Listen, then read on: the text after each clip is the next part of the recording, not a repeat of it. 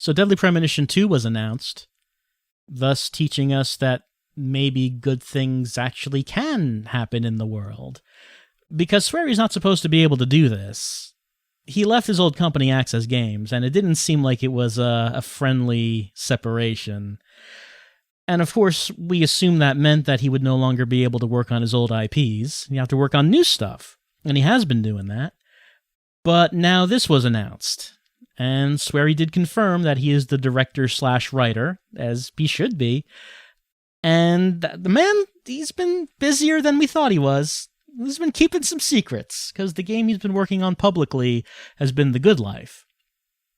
But now this. And also, last year, when he announced The Missing, he did that not long before that game came out, and that took people by surprise as well. And now, the Deadly Premonition 2 announcement says, available in 2020. Doesn't say when in 2020. Could be the end of the year. But even if that's the case, if it's available in a 1 year, that means it's been in development for a little while now. That's where he's keeping some secrets. So, DP2 2020, and something that was not actually mentioned in the Nintendo Direct trailer, is that it is apparently coming to Nintendo Switch only. That doesn't look like it's saying a timed exclusive. It looks like it's pretty definitively saying only. That screenshot, by the way, is from the teaser trailer that was not on the Direct. You see, there are 3 videos that I was looking at. There's the English language Nintendo Direct trailer, there's a Japanese language Nintendo Direct trailer, and a teaser trailer that was not on the Nintendo Direct. Very short, not much on it. You get some York voice acting, though. So I'll be looking at all 3 of these as we think about Deadly Premonition, and do, but the time-honored tradition of looking at very short trailers and trying to extract any information at all that we can from them to see what the game might be about. Well, the trailer just flat out states the answer to one big question. I always kind of wondered if there was going to be a DP2. Would it be a prequel or a sequel? This game is both. They say in the trailer that there's going to be segments that take place in 2005 in which York is in New Orleans investigating a murder. Apparently it's this: who killed Lena Clarkson? Apparently York is going to find out, or maybe not, because then there's also a segment in 2019 in which we control a new character, Aaliyah Davis, who is picking up this case. Apparently York was not able to solve the case in New Orleans. And from what we can see, as far as looking at the New Orleans part, it looks like that there is a new town to explore, and that looks very similar to the first game. Just this one particular screenshot. What doesn't look similar is that York can ride a skateboard. I don't know if there are any cars, but the skateboard certainly counts as a vehicle, I think. Apparently there's also a motorboat on which you can shoot targets and hit jumps. I mean, I assume that you can't take that many places because you're only talking about the water, but there's a motorboat you can take. Those are the vehicles that we know of now. There's a town you can explore, you can take a skateboard, and you can ride a motorboat. So that's what we know about the exploration of the town in New Orleans. But as far as combat, we do see one monster. It's in a room. Looks like there are red vines in that room. The monster, well, it looks actually like a person, doesn't it? It looks like a large person, and that person is chained and padlocked to a door. We see York crouched down, sneaking around, and that made me think of something. It made me think of the fact that we can't see that he's holding a gun. Of course, we remember that Swery, apparently his original plan for Deadly Premonition 1 was that he didn't really want combat, but he was made to put it in because you have to have combat or else it's not a video game. That kind of makes me wonder, I wonder if there will be less of a focus on combat in this game. Because this scene looks like when in DP1 you hold your breath and sneak away from monsters. That looks like what he's doing in this scene. That doesn't necessarily mean he can't pull out a gun and shoot, but we don't see him doing that in the trailer. We see him sneaking. Another thing we see him doing in the Japanese trailer is we see apparently his right hand doesn't have skin. You see that? His right hand is like a skeletal hand. I assume that's not for the entire game. It's probably something bad happening to him in this battle. You think it's real bad if he doesn't have skin on his hand. I assume it's just temporary. He heals real fast, probably, but for the time being, he does not have skin on that hand. And if he does not have skin on that hand, I don't think he could hold a gun in it. Pretty sure he would not be able to. So it does look like York. Oh, and we can tell that this is a younger York because look at that hair. That is a younger man's hair. They made sure we know he's younger because of the hair. We know this takes place before Deadly Premonition 1, and since we see the red vines, that means that this is going to be a case where he's investigating a Red Seeds murder. Of course, the ultimate conclusion to the Red Seeds murders happens in Deadly Premonition 1, so what is the conclusion to this game? We don't know, but it seems like he does not solve the case, considering the 2019 segments.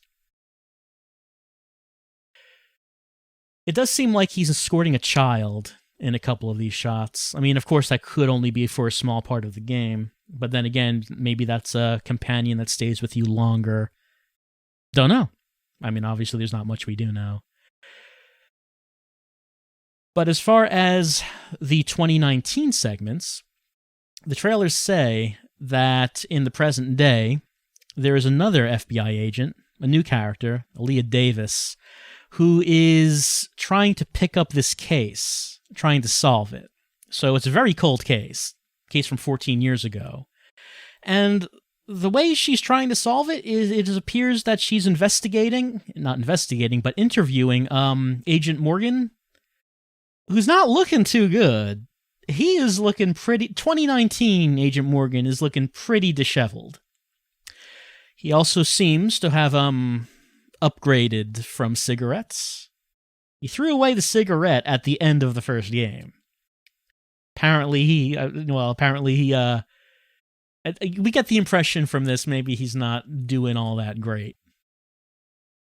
Apparently he's being interviewed. Now, how much of the game takes place in 2019, I don't know. Is this just going to be a framework, like in Deadly Premonition, the director's cut, where we see someone telling a story, and then we see what happened years ago in Greenvale? Is that what this is going to be, or is there going to be more gameplay happening in 2019 than just these scenes? Again, we don't know.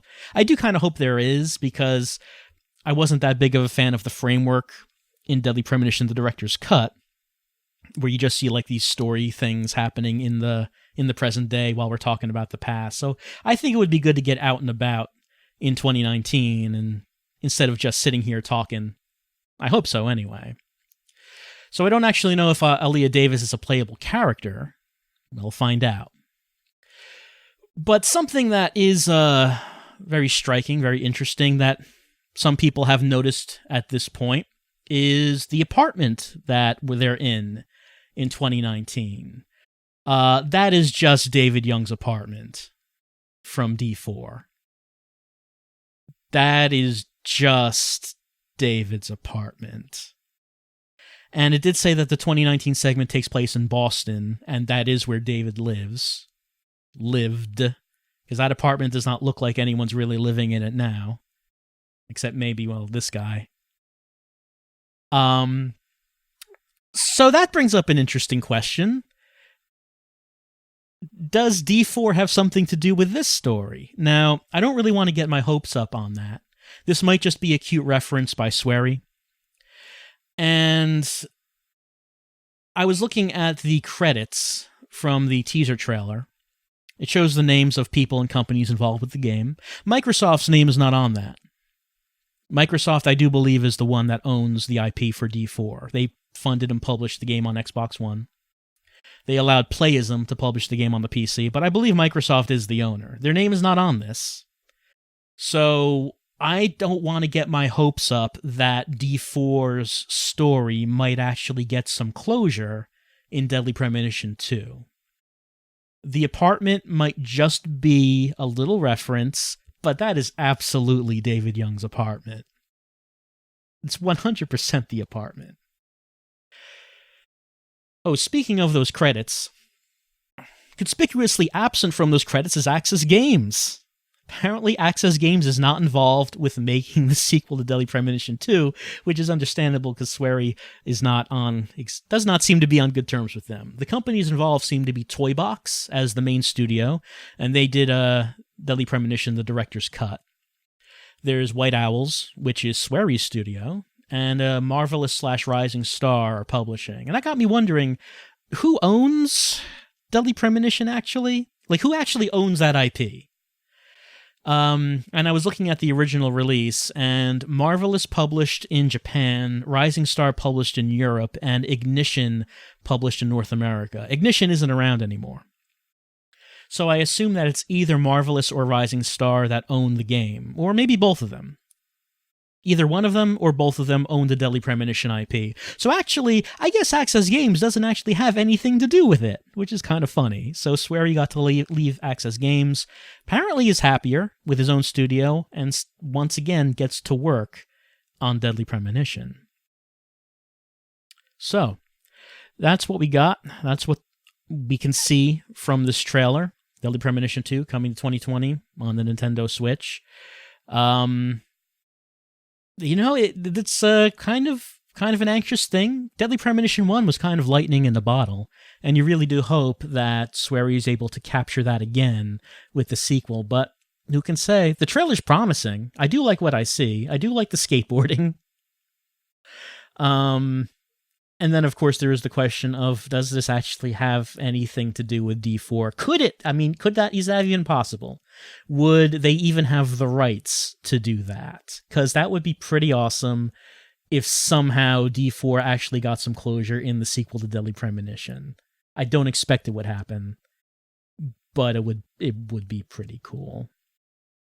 And then, there's a scene maybe where J.J. Macfield walks by, just to establish that all the games are taking place in the same universe, Just to establish that.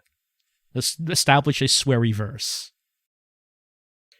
Well, that's the Deadly Premonition 2 trailers. You can watch them at the links below. Here's till waiting to 2020. I mean, since The Good Life does come out, it's supposed to come out early in the year, so probably Deadly Premonition 2 coming out near the end. So, in a year, we'll see. We will see, but congratulations to Swery on getting to work on a sequel to his most popular game and one of my favorite games.